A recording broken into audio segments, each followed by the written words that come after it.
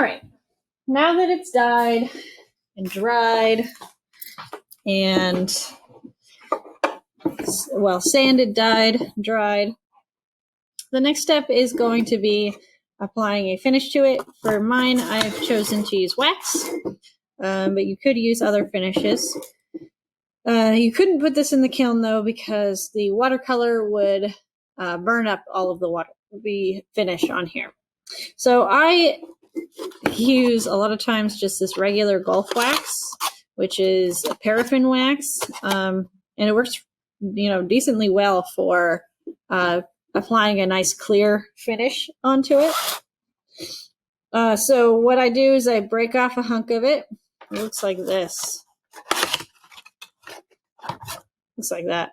I break off a hunk of it, and then I use it kind of like you would use a crayon, which you could actually use a crayon on it.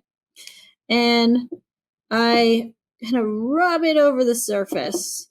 You want to push down really hard, get into all those little grooves and stuff, and just clean it, put it all over the surface of your piece. And what's going to happen is after you put it all over, you're going to do something called burnishing. And that is going to make it super duper duper duper smooth. So I've got it on here.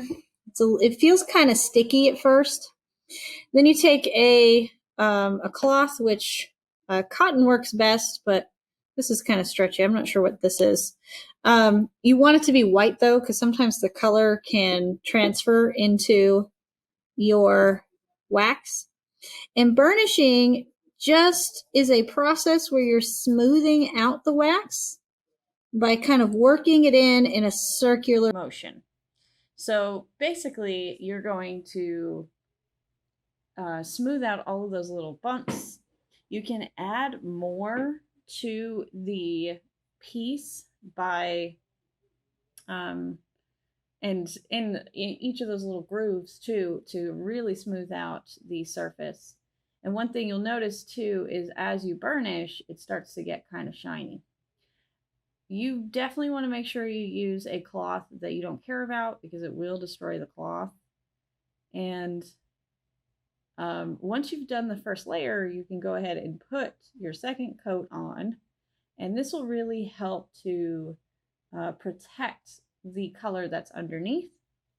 It will also protect and make waterproof what's underneath too.